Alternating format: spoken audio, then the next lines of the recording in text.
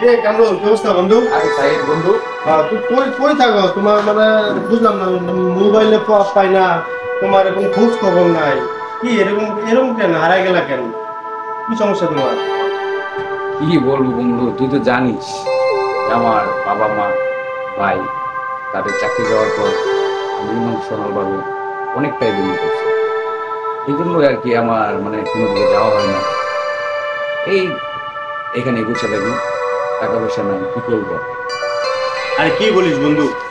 আরে এইগুলা কোনো ব্যাপার না, চাকরি বাকরি এগুলো মানুষের দুঃখ কষ্ট হয়। এখন যদি তুই এরকম ভেঙে পড়িস তাহলে তো তোর বাসায় বাবা মা আছে, ভাই বোন আছে, ওদেরকে সাহস দিবি, ওরা তো আরো ভেঙে পড়বে। বন্ধু আমি তো ছোট, এখন আমি কি করতে পারি? এখন তুই আমাকে একটা কিছু বল, যে আমি কি করতে পারি এখন? আরে ভাই, এগুলা কি বোকার মতো কথা বলিস কেন? তুই তুই ছোট না, তুই এখন যদি নিজে একটু শক্ত রাখিস তাহলে তোর এই জোরের কারণে তোর বাবা মা একটু শক্ত জোর পায়, তোর বোন একটু সাহস পাবে। ওদেরকে সাপোর্ট দিতে হবে। টাকার চাইতে ভালোবাসাটা জরুরি, বুঝতে পেরেছিস? জানিস বন্ধু, আজ আমার মনটা অনেক ভালো। কালকে আমি আমার মাকে রান্নায় সাহায্য করছি, বাবার সাথে খোলাখুলি কথা বলছি তুই বলার পর।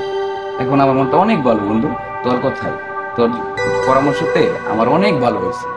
দেখলি বন্ধু, নিজেকে কখনো ছোট ভাবতে নেই। তোর একটি ভালো উদ্যোগ তোর পরিবারের সুখের আলো বয়ে আনতে পারে। ঠিক আছে, কখনো নিজেকে ছোট ভাববি না, সবসময় নিজেকে শক্তি ভাববি, সবসময় বাবা মার দোয়া রাখবি সবসময়, তাহলে দেখবি তুই খুব সুন্দর করতে পারবি, ঠিক আছে। লাইফে লাইফে অনেক শাইন করতে পারবি।